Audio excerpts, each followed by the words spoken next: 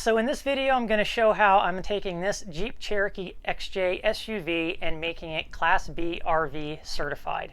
The reason that I'm doing this is because in order to go back to the sugar beet harvest and have my own camp spot, last year I stayed with my cousin, I need to have this regulated as a Class B vehicle. So I've been going back and forth with the temp agency as to what was needed. They sent out an email saying these are what the requirements are, and they are kind of loose. You can make things work with what you have, but at the same time, I've got to send them pictures and show that when I roll through the gate, I will meet their regulations, and I have to be pre-approved for that. Last year, technically, I met those rules, but this year I need to send pictures, and I want to make sure that it looks like I am actually within the rules. All right, so in order to be within their regulations, I don't know if these are actual Class B regulations or if they are just the regulations by the campground and by the employer, but this is what they state that I have to have. A sink, which can be a dry sink, it doesn't have to have running water, a stove to heat up food, refrigerator, but it could be a cooler, a bed, and a table. They also said that I could have an item act as more than one item, so my bed could also be my table. In my case, I don't even need to do that. In fact, as you can see on the side here, I've got my bed over here. On this side is my living space. A lot of people that live within an SUV or in a small space will actually have their front seat as their living space, whereas my living space is right next to my bed. I'm able to stretch out, I can change back there, and it is very utility for me. I love traveling in this thing the way that it is. Another thing that they pointed out, and this was made very clear by the campground host last year when they saw me roll in with this SUV, is no tent camping. And that also means pop-up tents. So that can't be a thing that I could bring in there and expect to stay on a campground. So it's a good thing that I've already got my platform bed that I sleep in, which is full length, and I have that covered. The table here is on the right, but I'm going to show you how my current setup is and then what I'm going to do in the future, which is going to be for this video, and then that will put me hopefully within the regulations. I'll take pictures, send it to them, make sure I'm pre-approved. If I'm not, they'll tell me what I need to do, and then I can go back and change that one or two items maybe. But I don't expect there to be any issues, so let me show you what I currently have. All right, so for those of you that watch my channel, you already know of my bed setup, but for those that don't, I have two platform storage boxes that I have my bed sitting on. I only use my bed for sleeping. I don't convert it into anything else. This is here all the time. So these boxes are just open on the inside, and I have my clothes in the front one, and then I just use this back one for other storage. On top here is a 4-inch memory foam mattress. Wrapped around that is a summertime sleeping bag. On top of that is a 25 below sleeping bag. And then I have this microfiber blanket on top. I actually only crawl into my sleeping bag when it gets to around freezing or below freezing. This doubled up is enough to keep me warm down to freezing temperatures. And if I crawl in my sleeping bag before that, I just sweat overnight. So for that reason, it is a very comfy, cozy setup. I spent a lot of time in this bed on my overland trip, and I really enjoy it. Even after staying at a hotel, I would actually look forward to sleeping in this the next night. As far as my table goes, this is the setup that I used last year. This table is not supported by legs. I'm thinking about doing something else in the future where it is cut off here, but for the purpose of showing my regulations, or that I meet regulations, this is what I'm going with. The table is nice to have in this format because I can just take this and put it right underneath the bed. So when I take that stove out, it's just a flat piece of wood, goes right underneath the bed, and it's completely out of the way if I ever want to do that. But for the sake of meeting the Class B requirements, I've got a solid table here that works, and then that there is my stove. The bottle is underneath, so I've just got a hole through the table, and this screws up here. And to be honest, for those of you worried about heat, I can put my hand here even when it's on the highest temperature and it does not get hot. And when I'm cooking, I am sitting right there, so I've always got my eyes on the burner. Have a fire extinguisher there and another one under the front seat. So that is my stove that I'm going to use. And that is what I also used on my overland trip. I've also got the stand so that I don't even need to put it in this. If I want to put it here on the back bumper, I can just set the whole thing on the stand and cook off the back bumper. All right, so last year I had a soft-sided cooler that I used to keep items cold, and I only kept it cold with other items, so I'd have to eat everything within 24 to 48 hours depending on what the outside temperature was. I'm not big on eating a lot of things that I needed to keep cold when I'm traveling, so I could get by with that. For the campground, I need to have a cooler of some sort, so I'm going to take it one step beyond that since I already had this unit, and I'm going to go with the Wagon chiller. Now, this chills the temperature inside to 30 degrees below the ambient temperature outside. So I've already tested it in this garage, and it was about 70 degrees, and within half an hour to an hour, it was down to 40 degrees. In North Dakota, when I'm there late September, early October, and through October, the temperature is much lower than that. So it will bring my food down, anything that I have in here, to about freezing probably. So I'll have to monitor that if I don't want things to be frozen.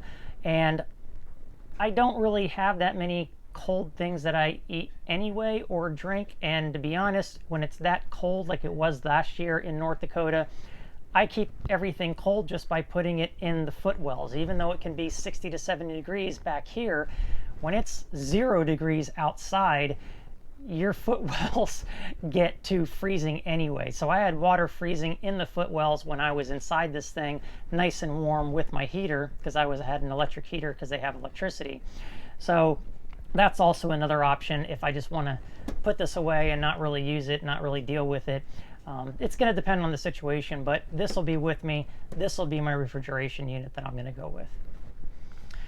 All right, so the last thing on the list is a sink. And like I said earlier, it can be a dry sink, and that is exactly what this is. Now, this happens to be my oil pan that I collect oil in, but I have another one like this that is clean, and this is what I plan on calling my dry sink. But to take it one step further, because I think I could get away with just this, is I'm actually going to incorporate it into this table so that I can remove a section of this, put the sink in, and then I can show that it is part of the table as well. I don't think I need to do that, but I'm going to do it anyway, so that's what I'm going to do next.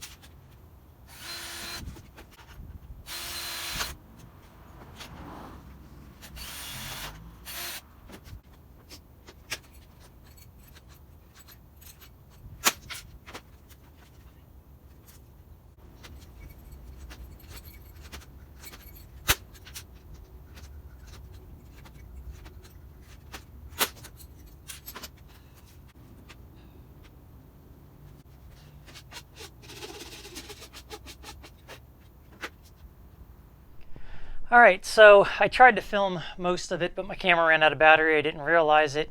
But what I ended up doing is riveting some hinges on here after I cut the table out. I've got these small clips here on the edge. So right now with the clips, the table is secure. If you remove the clips, the table falls down in the middle there, and then there is my wash basin. So with the door closed, this would definitely not come out, and with the door open, obviously I can use it as is. And then when I don't want to use the wash basin, which will be most of the time, I can just install these clips, and I might come up with a better solution in the future, but this is what works for now, and it's not going to go anywhere. So now I've got my table secure. I've already removed the camp stove, but that's what I'm going to go with. I will show you what I did here with the rivets, but I haven't cleaned this up. I was supposed to make a better table, and I still might do that. I'm not quite sure, but keep in mind this isn't a finished product. This table was supposed to be a one-time use. I put duct tape around the edges so that I could finish it off, but now I'm not sure what I'm going to do. If I keep this, I need to trim the edges again with my table saw when I get it out. and then put some kind of rubber trim around the edge to make it just a bit nicer. The duct tape's starting to come off, so I've got to do something long term. I just haven't figured out what I want to do yet, so this is going to get me by for now. It's going to get me past the regulations for getting on the campground, and whatever I do beyond this is going to be as good or better than what I currently have. So that's what I'm going to go with. All right, so this is what I was talking about with the duct tape. It looks pretty nasty, I know. I've got to do something more permanent, but like I said, I wasn't sure if I was going to keep this table or not. So what I did is I took hinges and I put them in from underneath and put rivets through them. So I've got 4 rivet holes on each hinge through the table and into the hinge, and then if I remove these clips, the whole thing swings down on a hinge and I can easily put in my wash basin. So that's how it operates. It was all stuff that I had here. It works, it's secure, and it serves its purpose. So that's what I went with. Okay, so those are the 5 things that I did in order to meet Class B RV requirements per the campground and the employer. So feel free to leave your comments below if you have any suggestions about what you might have seen. I'm not looking to do anything too complicated. I've got the bare minimum here, and that's what I kind of want to stick with. I don't want to get too complicated. The only exception to that is I would like to have a freestanding table here with 4 legs so that I don't have to worry about the table being supported by the bed. And the pouch over here, I mean, it is solid. Other than moving a little bit, it doesn't move up and down.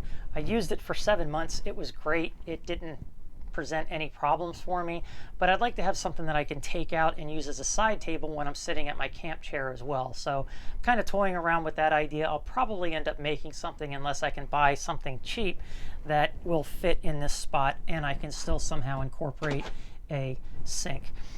So that's where I'm at right now. Thank you for watching. I appreciate your time, and hit the like or dislike button, and I'll talk to you later.